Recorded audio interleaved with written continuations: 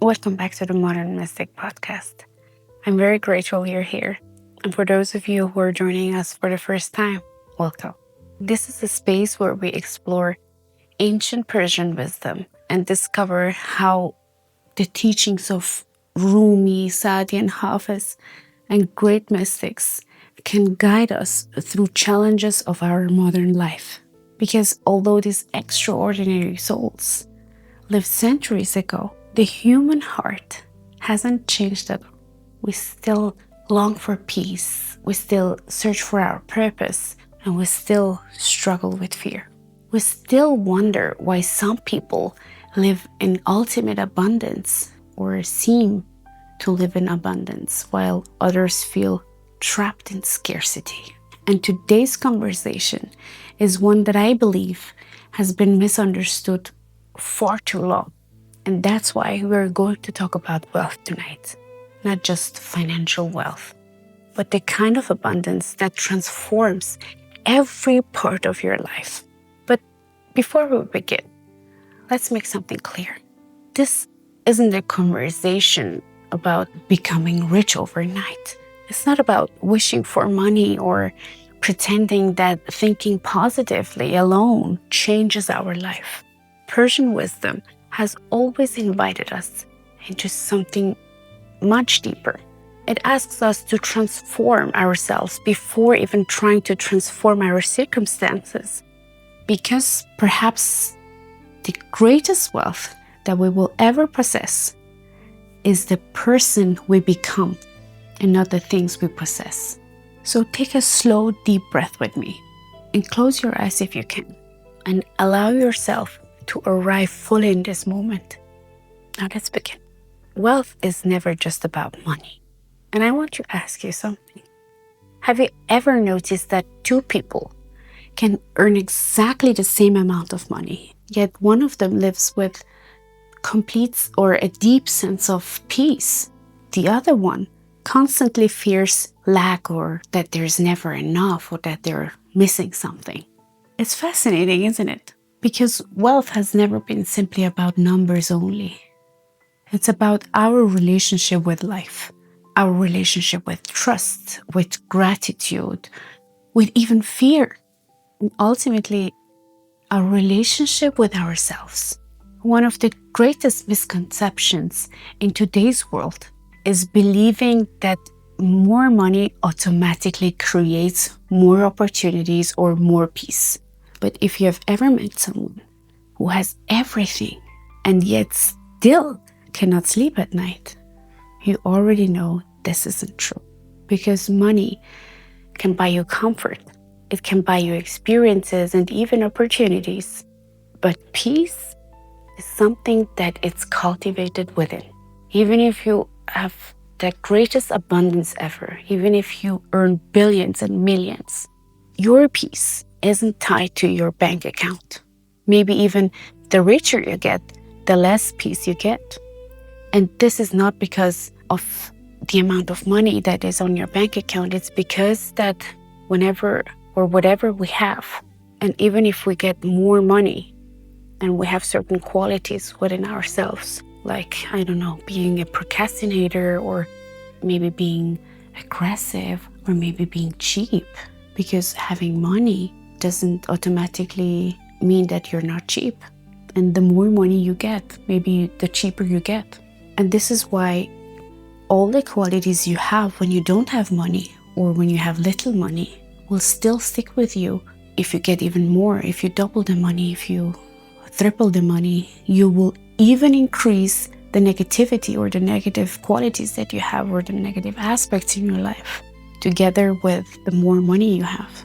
Maybe you abuse certain drugs or maybe you abuse alcohol. The more money you have, the more you will buy and drink. And one of the most beautiful insights that we can draw from Rumi's teachings is the following. Before we ask our life, or before we ask life to give us more, we must ask ourselves, who am I becoming if I get more? Because the outer world often reflects the habits, beliefs, and character we cultivate within. And imagine you pour spring water or you pour cold water in a hot cup or in a vessel that is already cracked, what will happen to the water? No matter how much you pour water in that broken vessel, it will still keep leaking. And many of us approach wealth in the exact same way. We think that the more we fill in our bank accounts, better everything will get. Yet we often tend to forget that if we don't fix or if we don't transform everything, all the negative qualities or all the fear or all the lack of abandonment of being judged or whatever it is, that the more money we get, we don't automatically erase those aspects or qualities or fear or whatever it is. Money doesn't correct anything in that sense. Maybe it even reveals the negative aspects even more. And we keep asking for more opportunities before we even transform. We want more clients, we want more income, ultimately we want more success. Yet quietly beneath the surface, we carry beliefs that I'll never have enough, or money always disappears, so why do other people have more than I do, and why can't I hold that money that I earn? Or success belongs to other people. Or maybe you feel like you're already left behind. Maybe you feel like you're in your 40s and you feel like you see influencers on Instagram who have built a fortune in their 30s, and you're in your 40s and you feel like you're left behind. You have missed something. Without even realizing it, we're trying to build abundance on the foundation of fear. And when you build something on the foundation of fear, it's deemed to crash. You would never build a castle on sand. So building on a foundation of fear is exactly the same thing. Eventually, it's going to crash. And fear is a very expensive one. Not because it costs you money, but because it costs you opportunities that you keep rejecting if you build on fear, or if you have certain fear in your heart or in your mind. Because fear makes us hesitant, or it makes you hesitate certain decisions. And fear makes us shrink. It convinces us that that we shouldn't start a business right now. The risk is too high, or maybe we are afraid to lose money, or we are afraid to lose our face to launch a new product or a new idea.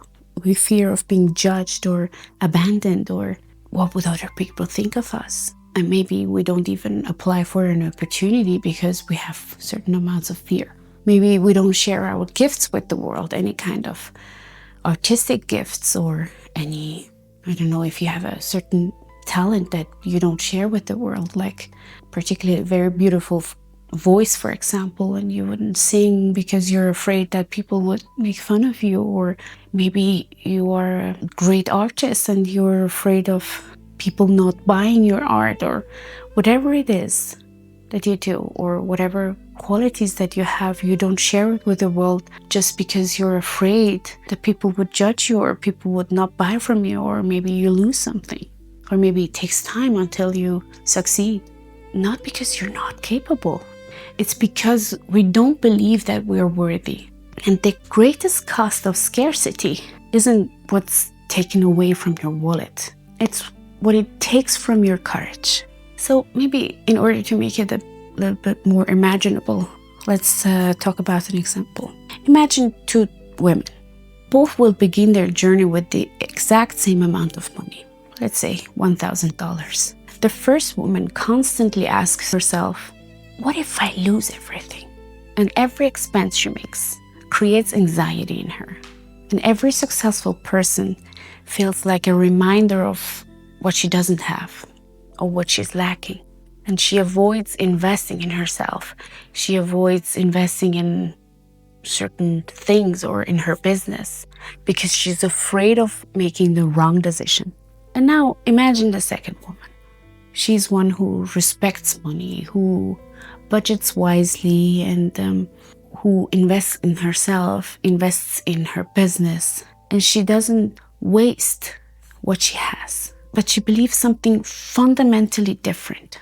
She believes that her greatest asset is not her balance on her bank account, but her ability to create value. So instead of asking, how do I protect what I have? And how do I make the perfect investment? Or how can I keep my money or save it or protect it? She asks, how can I multiply the value that I bring to the world, or that I bring to my business or to my family or to my friends? So can you feel the difference? It's one mindset that contracts and the other mindset that expands. And over time, their decisions become different. Their confidence becomes different. Their relationships becomes different. And eventually, their whole life becomes different. One step at a time, different decisions, different lifestyle. And it's not because the universe is rewarding one person over the other, or because she knows how to manifest something. It's because the way we think influences the way we act. And the way we act shapes our life, and it even shapes our future and the way how we create. So tomorrow morning, I want to share a practical example with you. Tomorrow morning, instead of checking your phone first thing in the morning and scrolling through your social media or checking your emails or even your bank account, I invite you to do something very different. Place your hand over your heart and take a slow breath and repeat these words, not because they're some kind of magical or something, or because you can attract abundance with that, but because the words we repeat become the beliefs that we begin to live, and that shape our future, shape our entire day, and eventually our future. So here's a mantra. I create value with wisdom. I welcome abundance with gratitude. And I release all the fear of not having enough. And I trust that whatever is truly meant for me cannot pass me by. Today, I choose trust over scarcity. Take one more deep breath and simply notice how you feel or how those words land. Because abundance isn't something that we wait for. It's something that we practice. And we do that every single day. So before we continue, I'd like to leave you with one question. If all your money disappeared tomorrow, what part of you will still be capable to rebuild everything that you had again from scratch? Would it be your creativity, maybe your discipline? Maybe it's your kindness or faith or even courage. It's because these qualities are your true wealth and nothing else. It's not your bank account. It's not the money that you started with. It's the qualities you had that lead you to your destiny or that lead you to your success. And no recession can take anything from you. And no market can erase a value that you have built for your business. And no one can steal what has been cultivated within your soul. No market, no situation, no circumstances. So thank you for walking this path with me. Remember, your soul already knows the way. I'm just here to remind you of it. And if today's conversation touched your heart or expanded something in you or your perspective, I'd love to have you join our growing community by subscribing to the Modern Mystic podcast. Together, we'll continue exploring the timeless wisdom of Persian sages and discovering of how their teachings can illuminate our modern lives. Until next time, rise, remember, and return to your light.